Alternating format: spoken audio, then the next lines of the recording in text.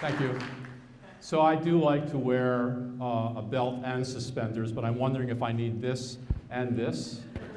Do I really? I do need it. I'm asking. Can you hear me? Okay. Make that disappear. Thank you. Out of curiosity, how many of you are atheists? Whoa. How many of you are agnostics? And how many of you are just shopping? No one? All right. So this is a philosophy talk. And I'm going to be talking about what evidentialism is. That's a kind of word from philosophy. I'm going to talk about what evidentialism says about atheism. And then I'm going to talk a little bit about whether evidentialism is true. Just to get the terminology straight, this should be familiar to you. This is how we use the terms theism, atheism, and agnosticism now. And I'm going to be drawing on material from a debate that took place among two American philosophers at the end of the 19th century. William James, who you probably have heard about, his brother was Henry James, the great novelist, a big-time psychologist as well as an important philosopher. And someone you perhaps had not heard of, if you're not already a philosopher, W.K. Clifford. They had a debate about this idea that I'm calling evidentialism. And I'm going to be drawing on that. This is how W.K. Clifford defines evidentialism. It's the view that it's wrong always, everywhere, and for anyone to believe anything upon insufficient evidence. Now you might wonder what insufficient means. How much evidence do you got to have for it to be true that you ought to believe something? And I'm not going to try to answer that. I'm going to take a more modest version of evidentialism is what I want to talk about, what you see here. So the version of evidentialism that I want to talk about today in connection with atheism is the idea for any proposition, for any statement, you should believe it only if you have evidence that it's true, and you should disbelieve it only if you have evidence that it's false. And there are two questions I want to ask about this philosophical attitude towards how you should conduct your life in terms of what you believe and what you disbelieve. And I'm going to talk about the relationship of evidentialism to the question of whether you should believe that God exists. And then separately, I want to talk about whether evidentialism is actually true. Is it the standard that each of us should adopt in deciding whether to believe something, whether to disbelieve something, or thirdly, whether to suspend judgment and be agnostic about it?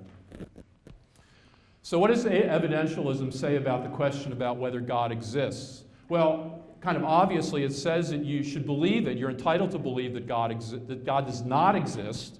We're talking about atheism now. Only if there's evidence that God does not exist, which means that if the statement God exists is something you can't test, is something that you could never get any evidence for one way or the other, then what evidentialism says is you should not be an atheist, those 98% of you out there. It says that you should suspend judgment and be like the 2% out there, be an agnostic and say, I don't know. So evidentialism endorses either atheism or agnosticism depending on whether there's evidence against the existence of God or zero evidence one way or the other. It all depends. Well, as you all are well aware, there are many different conceptions of what God would be like if he existed.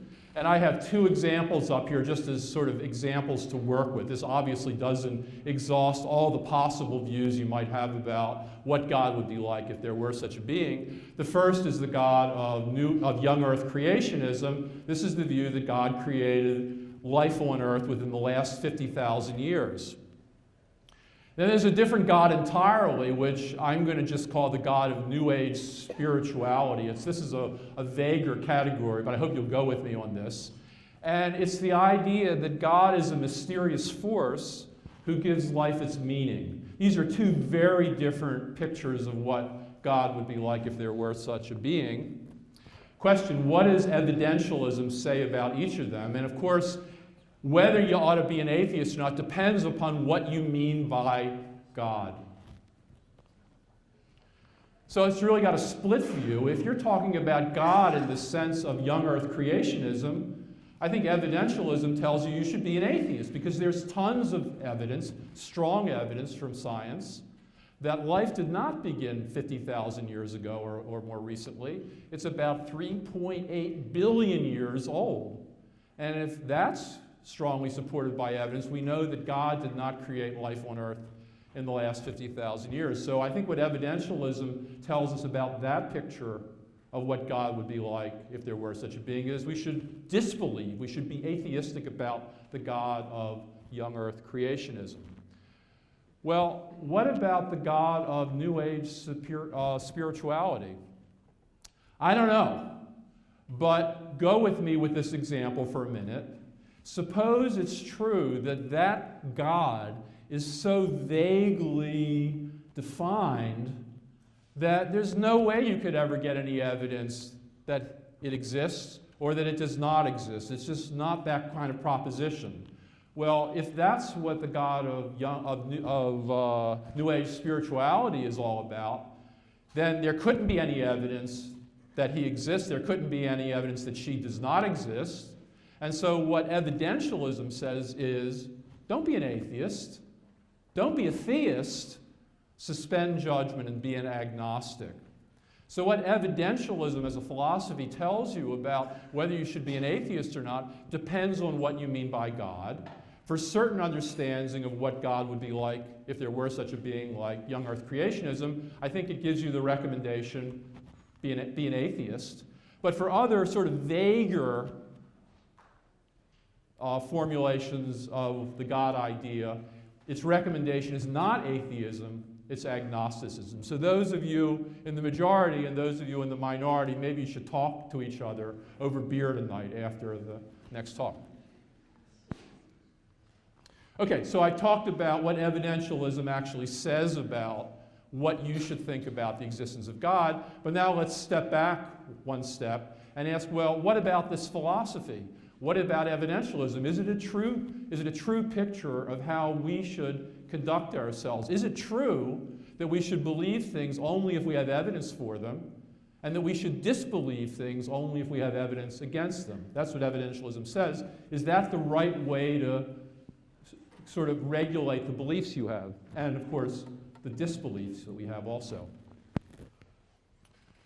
Well, W.K. Clifford, in his controversy with William James, gave this as an argument for why you ought to be an evidentialist. He said, if you believe anything without sufficient evidence, society will, and this is his phrase, sink back into savagery.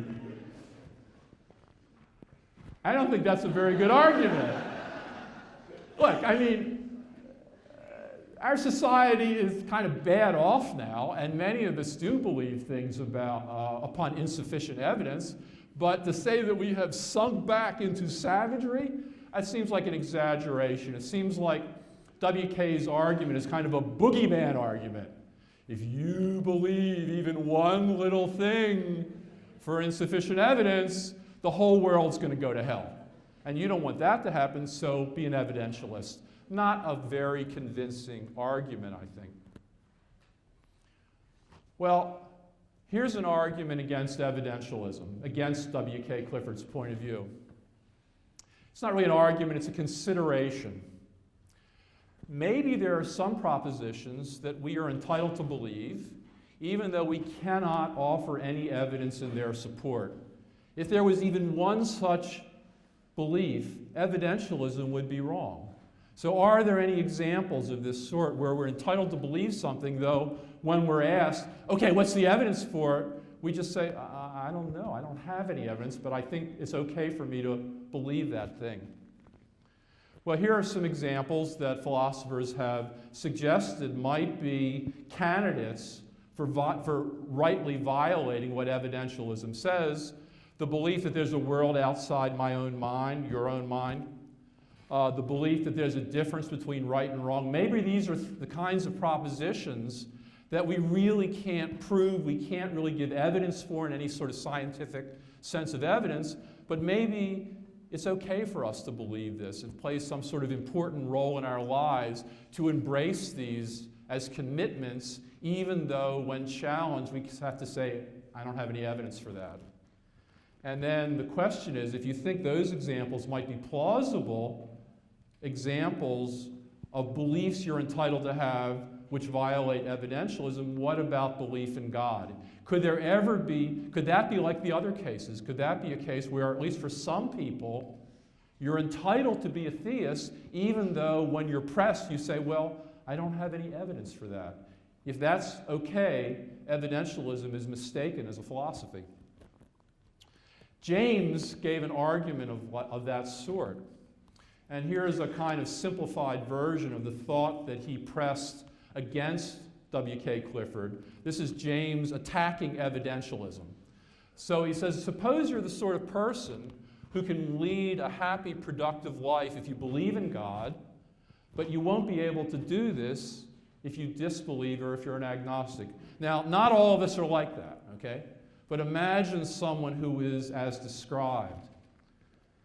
And what James says is, if that's going to make a practical difference in how you lead your life, you ought to believe.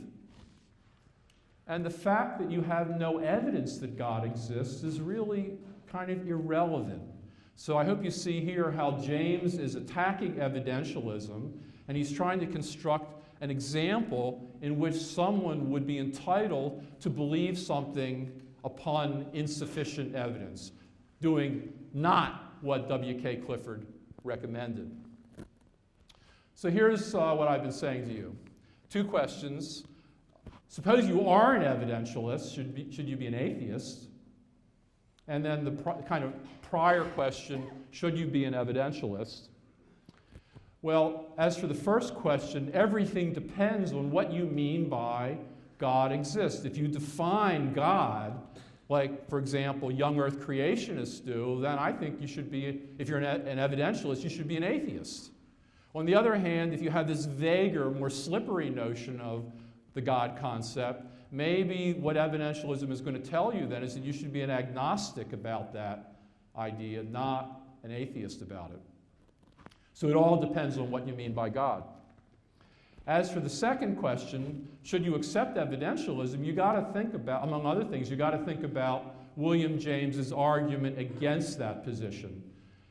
And as many of you, I'm sure, realize, James at the end of the 19th century is just doing a kind of revamping of this argument from Pascal called Pascal's wager from a couple centuries earlier. Pascal said you ought to believe in God because if God exists, you'll go to heaven. And if he doesn't, you'll go to hell. That's what believing in God is all about. But if he doesn't exist, it doesn't much matter. And there have been controversies in philosophy about whether that's a good argument. Most philosophers think it's not. What James did was take heaven and hell out of the picture and say, don't think about that. Think about what will allow you to lead a happy, productive life. And if believing in God helps you to do it, James says you ought to be a believer.